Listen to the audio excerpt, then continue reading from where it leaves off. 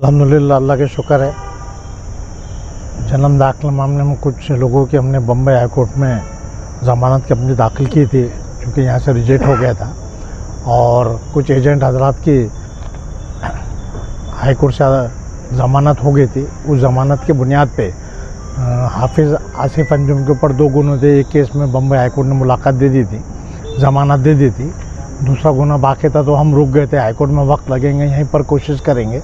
तो यहाँ पे जो सेशन जज है पाल दीवार साहब, उनके सामने हमने अर्ज़ी दाखिल की है और उनको बताया कि भी इस केस में चूँकि चार्जशीट आ चुकी है और जितने भी एजेंट है सबका रोल एक जैसा है। एक वकील साहब भी थे, उनको सुप्रीम कोर्ट ने अदालत दी, मोर और लेस उनका भी रोल उतना ही था। और बाकी के जो एजेंट हजरात थे, अदालत ने, हाई कोर्ट ने उनको ज़मानत दी और उसकी वजह ये कि चार्जशीट आ गई है।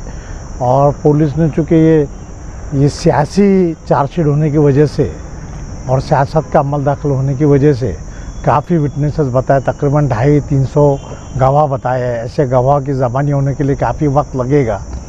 और जो सज़ा भी है, इनको कोई उम्र कैद या ऐसा ज़्यादा सख्त सज़ा भी नहीं है इसमें डॉक्यूमेंट का। और हाई कोर्ट ने जिन लोगों को छोड़ी है, भगीरथ शिंदे और भी दूसरे जो लोग थे, तो उनका रोल और आसिफ अंजुम का रोल एक जैसे ही है कि ये एजेंट है, इन्होंने ले जाके कुछ कागजात दिए, या तो वकील को दिए, एजेंट को दिए, और उन्होंने वो तहसीलदार को मिलकर ऑर्डर्स करवाए।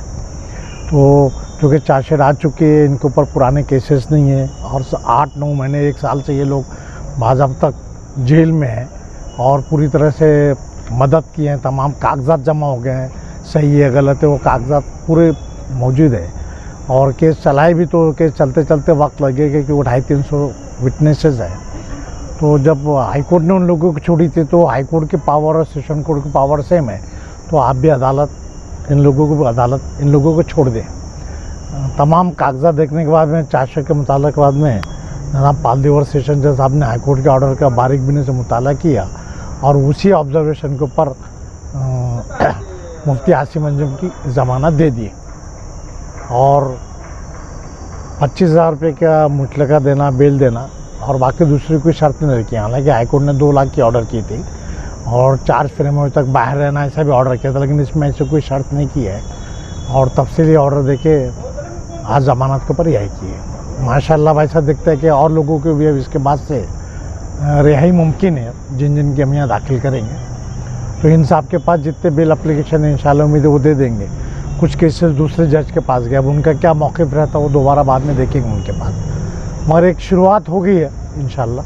तो उम्मीद है कि सब लोगों की भी ज़मानत इंशाल्लाह हो जाएगी। अभी अब्दुल तवाब का और नगमा के जो बेल है गजाला का, वो हाई कोर्ट ने रखा है, वो भी निकला था, लेकिन वो पहले एजेंट का, इसके बाद में जो एप्लीकेंट है उनका कल रखा हुआ है। वो होने के बाद में इंशाल्लाह 7 मई के अंदर वो भी फ़ैसला हो जाएगा। वो हो गया तो इंशाल्लाह फिर तमाम बेल हो जाएगी। कमेटी जो है जी, कहाँ तक है? पूरे वही काम कर रहे हैं, उनके सिवाय कोई दूसरा काम ही नहीं कर रहा है। माइनॉरिटी डिफेंस के जो खुला है, मैं हूँ, वासिफ साहब है, आरिफ साहब है, अवैस साहब है, तौसीफ साहब है, खालिद वकील खुद है, अमीन वकील है, और जो भी लगे हुए मुलविस जो है, मुस्तकिम डिग्निटी की इनके बोलने पे तो सब कुछ है। तो आसिफ साहब ने मुस्तकिम डिग्निटी नहीं, इन्होंने सब की पैरवी, हाई कोर्ट की भी सब हम जा रहे हैं हमेशा उनके लिए, और यहाँ पे भी पैरवी किए थे। मगर यहाँ हम रुक के किए थे कि हाई कोर्ट के ऑर्डर हो गए तो यहाँ आसानी जाती है, वरना इन लोगों के भी हाई कोर्ट में जाते हो तो अखराजात भी काफ़ी होते और वक्त भी लगता।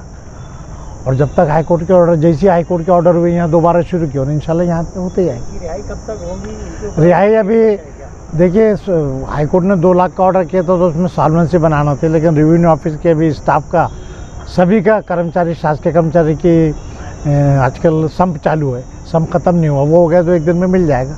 और ये 25,000 का, ये तो 7-12 का उतारा है, कल भी बेल सकते हैं। मगर जिसमें 2 लाख के ऑर्डर है भी, वो भी बेल देना पड़ेगा, तो उसके बाद भी छूट जाएगी। 1-2 दिन में आ जाएंगे इंशाल्लाह आ जाएगी। अगर सॉल्वेंसी बन गई तो आ जाएगी। फिर हाई कोर्ट के ऑर्डर लेना पड़ता है। जिनका ऑर्डर होना, यहाँ रिक्वेस्ट कर सकते थे कि भैया हम पैसा भर देते, बाद में छोड़ देना, लेकिन वो कोर्ट मानता नहीं उसको। जिसकी ऑर्डर है हाई कोर्ट की, वहीं से लाना चाहिए। तो अभी अगर सॉल्वेंसी बन गई तो इंशाल्लाह 2-1 रोज़ में सबसे पहले वो चले आएंगे। माइनॉरिटी डिफेंस कमेटी ने बगैर किसी फ़र्क के सबकी मदद, कोई फ़र्क नहीं, कार्य करता है, किसका क्या ना मज़हब देखे हैं ना कुछ देखे हैं। जो गैर मुस्लिम भाई है उनकी भी पैरवी कर रहे हैं, जो मुस्लिम भाई उनकी भी पैरवी कर रहे हैं। दकनी, मोमिन, ये महल्ले वो महल्ले के सभी जो है सब कुछ करें।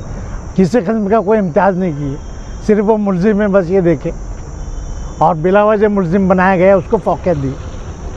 अल्हम्दुलिल्लाह अव्वल दिन से आसिफ शेख साहब और मोहम्मद मुस्तकीम डिकनेडी साहब ने जो माइनॉरिटी डिफेंस कमेटी बनाई, वो मालेगांव से लेके बम्बई हाई कोर्ट तक बराबर काम कर रहे हैं, और उसी का आज ये नतीजा है कि मौजूदा एमएलए की ऑफिस पर काम करने वाले उनके खासम खास हाफिज़ मोहम्मद आसिफ साहब की अल्हम्दुलिल्लाह आज यहाँ मालेगांव कोर्ट ने ज़मानत दी है, और एक दो रोज़ में इंशाअल्लाह वो अपने घर पर होंगे।